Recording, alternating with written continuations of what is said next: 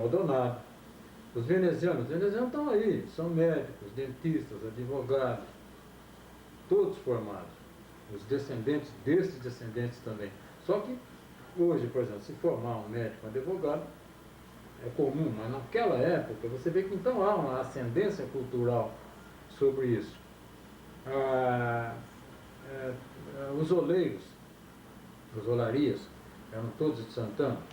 Quando São José atravessou o fraquíssimo ciclo do café, as máquinas de beneficiar café eram em Santana, era do João Ramos e do Evaristo Maldonado. Outra coisa, a captação de água, por exemplo, muito importante, né? Vinha de Santana, vinha lá de onde hoje é o Horto Florestal, vinha por gravidade, existia uma caixa, para nós naquele tempo era enorme, né? Hoje é menor do que qualquer prédio de condomínio.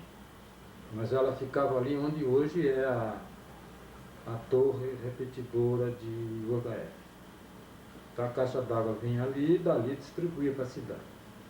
A parte elétrica, a eletricidade era captada lá onde é o Rio Turvo, existia uma represa, lá então era gerada a energia e passava para o Santana. A distribuição, a casa das máquinas, era ali, perto da ponte velha do Paraíba. Inclusive, aquelas coisas fantásticas que a gente tem na infância, né? A pessoa que tomava conta e ligava a energia elétrica seria hoje o tio bisavô da... Opa, saiu do foco. O tio bisavô da nossa campeã de natação aqui, a filha da Olenka Pula.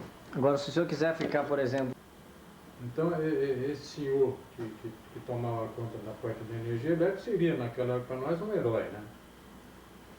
Que seria, então, o tio bisavô da nossa campeã de natação aí, a filha da Olenka Pula. O nome dele era Mário Pula. Bem, então aqui, Cláudia, começa praticamente um ciclo aí novo de progresso da cidade. A influência de São José de Santana sobre a cidade. Aí, aquilo que eu falei, aparece nós tivemos anteriormente, né, nesta fase política que você pode encontrar naquele álbum de 1934, mas aqui então aparece um grande administrador. Deve ter aparecido aí em 1905, tanto que ele foi bom administrador que ele foi reeleito, reconduzido à prefeitura várias vezes, desde 1905 até 1930, que foi o coronel João Cursino. Então, este coronel João Cursino se socorreu de Santana várias vezes, economicamente e também na parte de se criar a escola normal que funcionava onde hoje é a Câmara. Bom, mas vamos falar agora, por exemplo, de você ter ideia da parte cultural. Vamos prestar uma homenagem a determinadas pessoas que foram o sustentáculo da parte cultural de São José. Por exemplo, Mário Guimarães Ferre. Este Mário Guimarães Ferre era o assessor jurídico de tudo que acontecia. Era uma cultura fenomenal. Tanto era culto este homem, mesmo depois que ele mudou-se para São Paulo, 2 filhos dele foram reitores da USP. Então nós tivemos o Savastano também, você vê, hoje tem descendentes aí. Então esta parte cultural e econômica de Santana tem que ser cultivada, porque a gente deve muito a este povo de Santana. Não porque eu sou santanense, mas que é a realidade. Então agora aqui você veja bem, já vem uma fase diferente. Aquele famoso clima já começa a desaparecer. Então São José já vai partindo para um outro tipo de sobrevivência, né? Demora muito para sumir o fator tuberculose, mas já Pedro Rachid e João Cursino formam uma dupla fabulosa com o Pedro Rachid. e eles começam a trazer para São José as primeiras indústrias, tecelagem, vanádio, Vais e outras que eu não me recordo. Mas então São José já começa a ser industrializado. Então aí e São José já começa a sair daquela fase de discriminação. Se você ler o Vale Paraibano deste último aniversário de São José dos Campos, de 27 de julho, você vai notar que o Dr. Constâncio Defines ali se refere a vários fatos curiosos de que como eram os joseenses discriminados. Inclusive eu posso até acrescentar outros. Muito interessante, muito gozado, que o trem já nessa época já parava aqui na Sebastião Galberto. Então quando o trem passava em São José dos Campos, diziam que as pessoas que estavam dentro do trem punham lenço no nariz para não respirar. Respirar o ar aqui tem medo de pegar tuberculose. E se subia alguém aqui de São José no trem, o vagão ficava vazio. Então, mas já você vê que esta discriminação, que foi o sustentáculo de São José durante muito tempo, ela começa já a desaparecer. Você vai ver que o clima já não é o mesmo. E então começa a surgir as coisas que o João Cursino fez na construção da escola normal.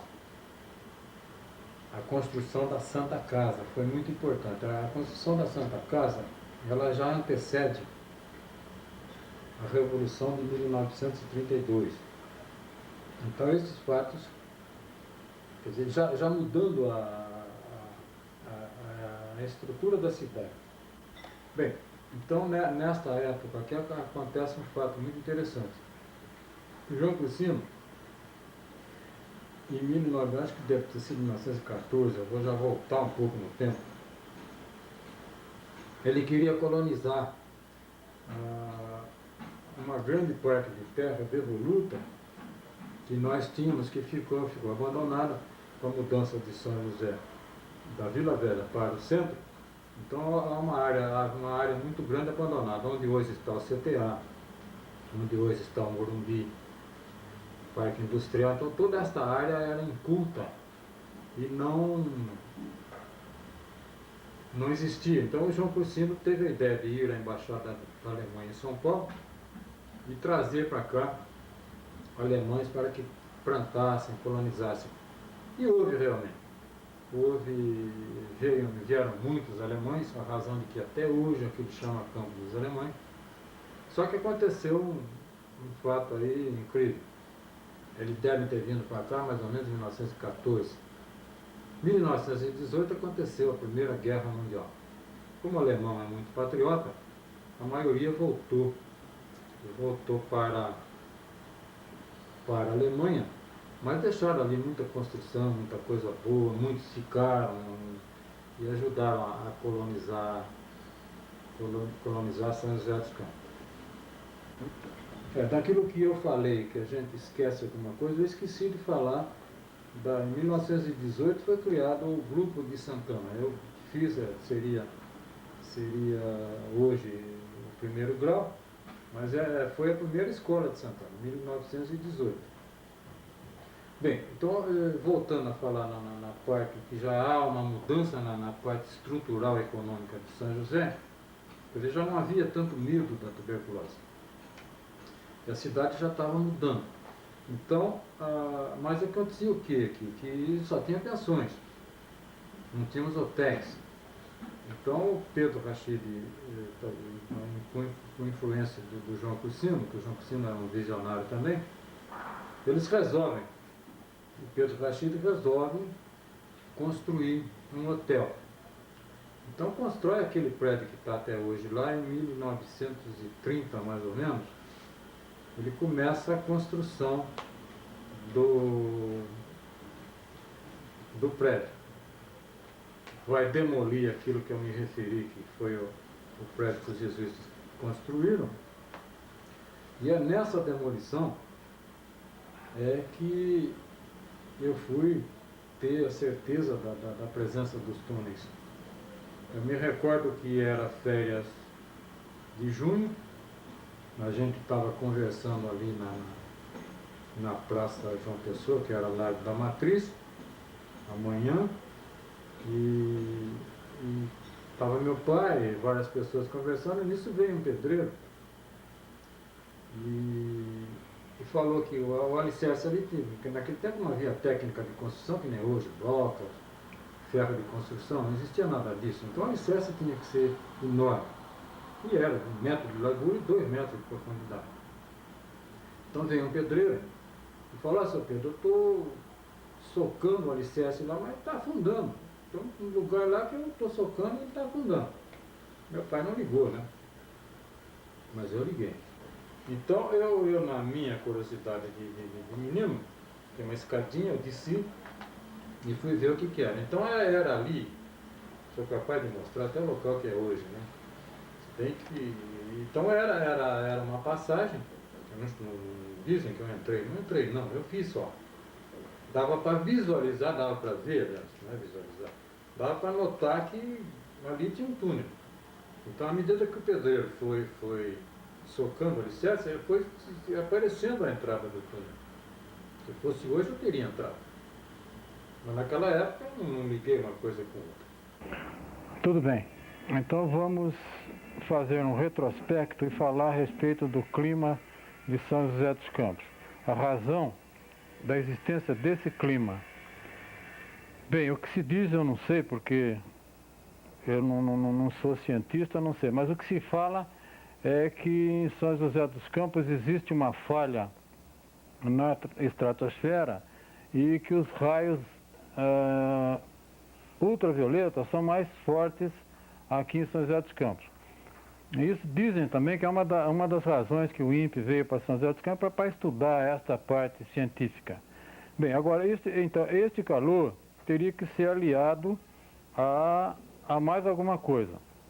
Então, o aliado a este calor mais forte foi o banhado. Só que o banhado não é hoje este banhado devastado como é. O banhado sempre foi completamente cheio de água, e água durante os 360 dias do ano. Bem, a razão também por que o banhado era cheio de água. Nós não tínhamos a represa do Alto Paraíba. Então as enchentes do Rio Paraíba eram fenomenais. Eram incríveis, a água chegava até próximo ali da estrada de ferro onde passa o trem. Então esta presença de água e o calor incidindo sobre ela fazia com que se formassem ondas de calor. A tendência da onda de calor é subir, são correntes ascendentes de calor. Então, à medida que essas correntes ascendentes de calor elas subiam, elas eram substituídas ali, formavam um vácuo. Então, eram substituídas por ondas de ar mais frio.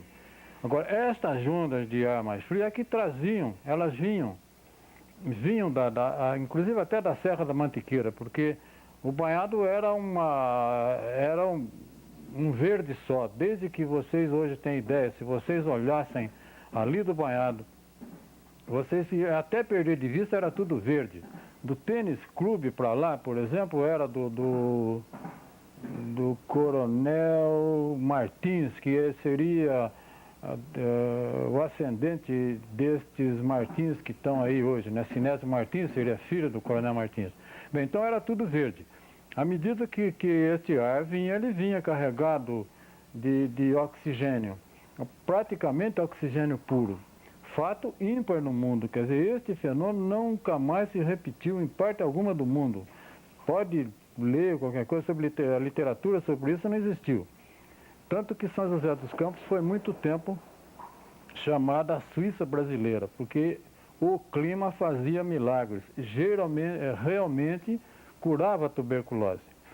Bem, vocês podem notar aí também, se ler alguma coisa a respeito de clima, que eu nunca encontrei nada, só num álbum de São José dos Campos, que foi publicado em 1934, existe uma única página referente ao clima. Mas assim mesmo você nota que há uma leve desconfiança do que curaria a tuberculose, o que matava o bacilo de Koch. Então, dizem que você nota que eles queriam descobrir o que era. Então se falava no calor mais forte, se falava no raio. Bem, agora nota-se uma coisa, que em 1926 o nosso medalha de ouro administrador João Cursino, que foi o maior prefeito que São José já teve, numa homenagem que ele quer prestar a São José dos Campos, ele cria o primeiro brasão. O brasão, isso em 1926, eu não me recordo bem como é que era, mas ele tinha uma frase em latim. Eu fui aluno de latim da Dona Pureza, aqui, né, onde é o prédio da Câmara, hoje era o ginásio. Dona Pureza era a cunhada do Everardo Passo. Everardo Passo foi meu professor de português. Então, eu não tenho, latim era uma coisa horrível. Eu só dei valor ao latim quando eu fiz a faculdade de Direito. Bem, mas esta frase era aura terraque generosa.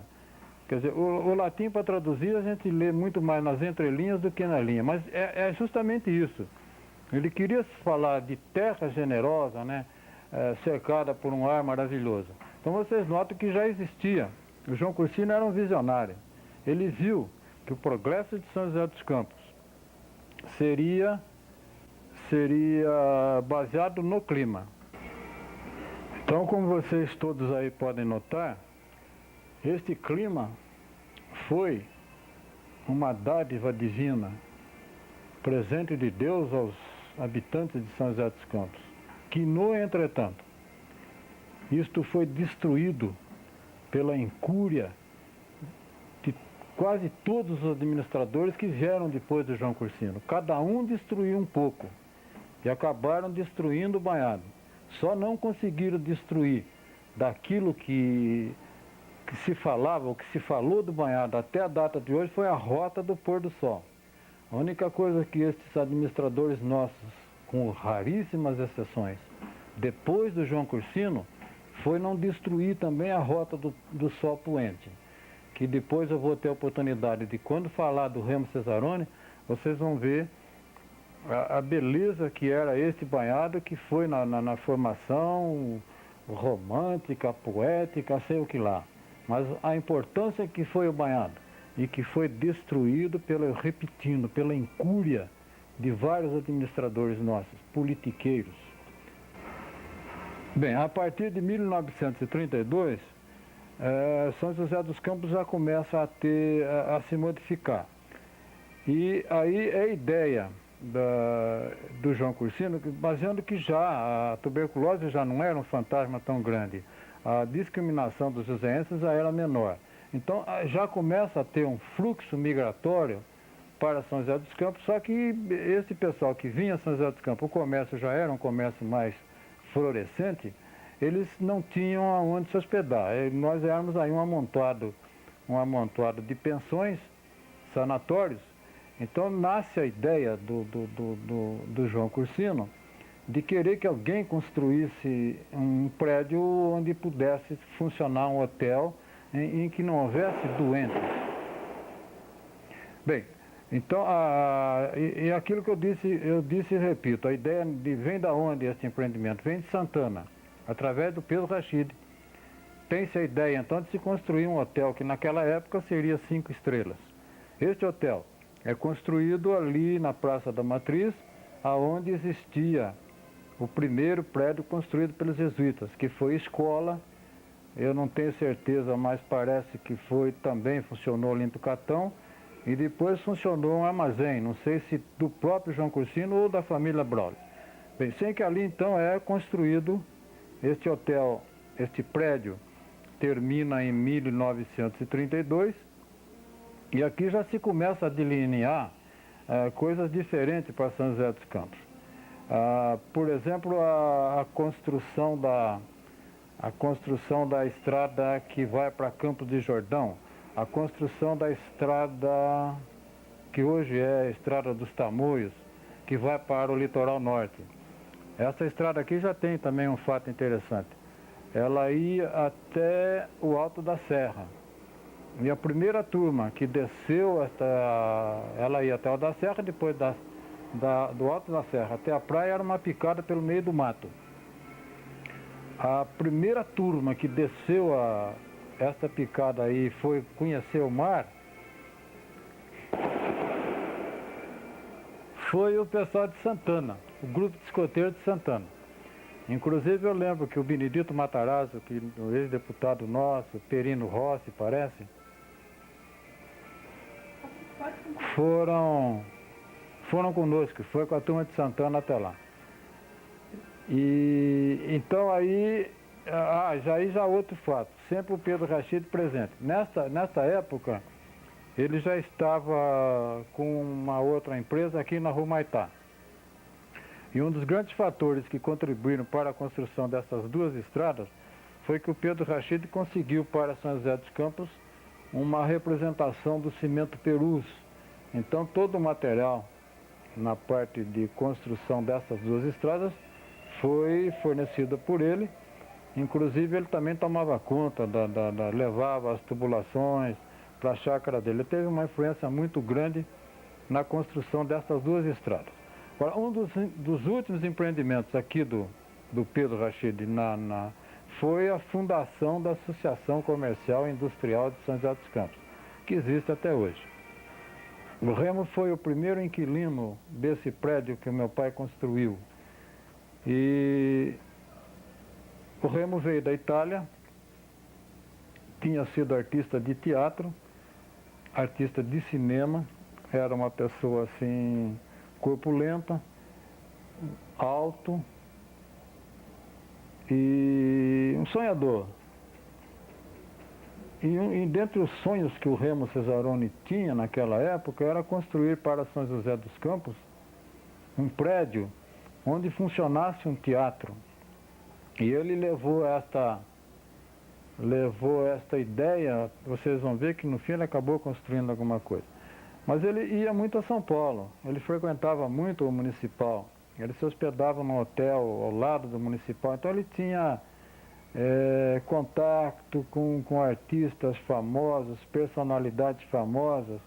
O Remo era incrível, ele chegou uma vez a dançar uma valsa com uma Misses Universo. E era incrível o poder de comunicação que o Remo Cesaroni tinha. Bem, então ele era muito trabalhador e muito comunicativo. E essas viagens que ele fazia a São Paulo, o ambiente de São José dos Campos começou a mudar. Inúmeras personalidades passaram a se hospedar no Hotel São Remo. Nessa época nós já tínhamos tido um administrador, um prefeito, que tinha desapropriado a parte onde existiam as casas na Avenida São José. Então era uma coisa linda, as tardes de maio, em que estas personalidades vinham a São José. Bem, eu morava ali onde hoje ainda é a Ródia, de modo que eu não me recordo, mas me lembro perfeitamente de um, que é o Paulo Setúbal, poeta, escritor, romancista, e lembro perfeitamente dele. É uma das únicas personalidades que eu me recordo. Bem, aí o Remo começou a tomar parte ativa assim nas festas de São José. Começou com os carnavais. E como ele tinha muita facilidade de ir a São Paulo e frequentar o Municipal, ele trazia as fantasias fabulosas. E nessa ocasião também, alguns patrícios do Remo já moravam no hotel também, italianos, que mais tarde foram molas mestras na construção das nossas indústrias, eram técnicos fugidos da guerra. Mas então o Remo fazia um séquito muito bonito com aquelas fantasias. E eu estou falando disso aqui porque daí ele partiu para uma outra que causou alegrias imensas, que o Remo começou a fazer o Natal das crianças pobres. Então isso era lindo, porque ele era alto, gordo, corpulento, então dava um Papai Noel daquilo que a criança acredita mesmo, que a criança sonha.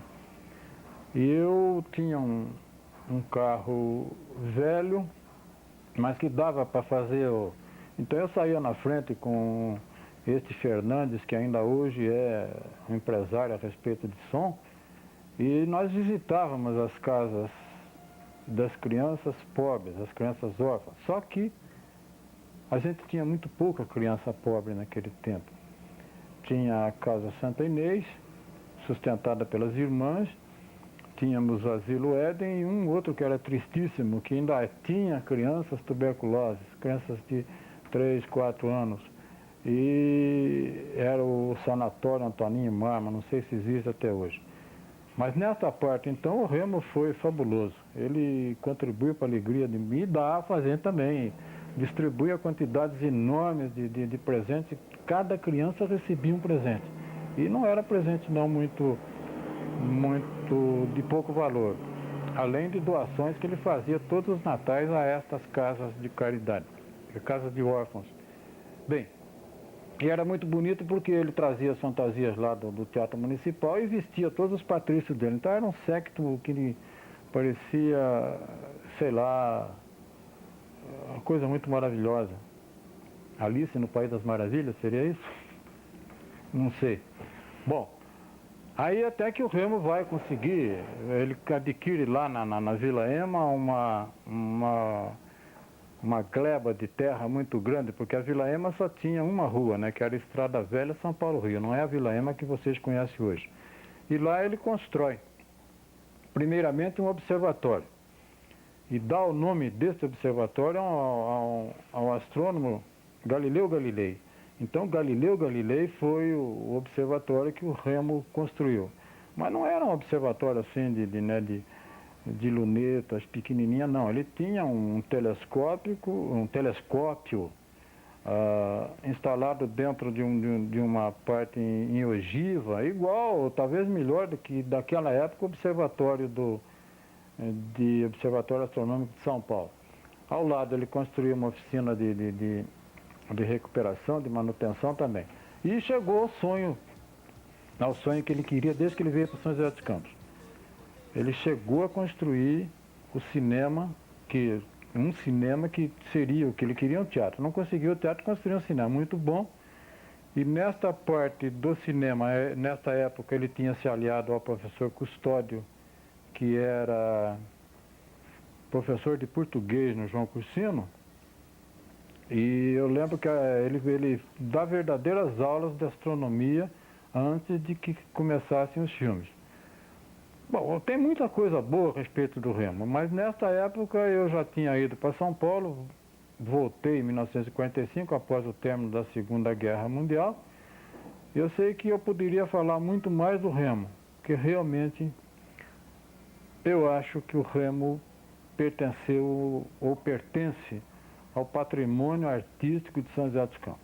E uma outra personalidade de muita importância na construção de São José dos Campos, que foi o Sebastião Henrique da Cunha Pontes. Este senhor era um advogado, muito bom advogado, só que era também um espírito assim, empreendedor incrível. Então ele partiu para empreendimentos de loteamento, de construção de casas, além de ser um excelente advogado. Então aí começam os loteamentos modernos, tais assim como a Nova América. Só que aqui agora eu vou falar da última vez que aparece aí o dedo do Pedro Rachid. Exatamente junto com o Sebastião Henrique da Cunha Pontes. Bom, não é porque é meu pai, mas o Pedro Rachid sempre teve propensão para estar em todas, né, com referência ao progresso de São José dos Campos, que ele amava tanto como se fosse a própria terra dele. Bom, e então nesta ocasião já falei que Pedro Rachid tinha sido traído pelas circunstâncias. Por uma questão de palavra, ele tinha vendido a propriedade que ele tanto amava em Santana, mas como ele era sempre voltado à terra, gostava muito de terra, nesta ocasião ele adquire em São José dos Campos uma gleba de terra que, para vocês terem ideia, era Canebo, Morumbi, Vale do Sol, uma parte toda lá que ainda chamava Campo dos Alemães, Chácaras Reunidas, Parque Industrial, quer dizer, toda aquela região lá o Pedro Rachid adquiriu porque ele pretendia fazer um reflorestamento. Mas ele era sempre assim. Ele, quando era a ocasião dele ficar multimilionário, daí ele saía da jogada. Vocês vão ver que aconteceu isso. ele era muito amigo do Sebastião Henrique da Cunha Pontes. De quem o Pedro Rachid tinha adquirido aquela gleba imensa de terreno, era um advogado de Santos, doutor Amazonas. E ele acaba adquirindo e no fim, por razões que talvez seja aí o destino,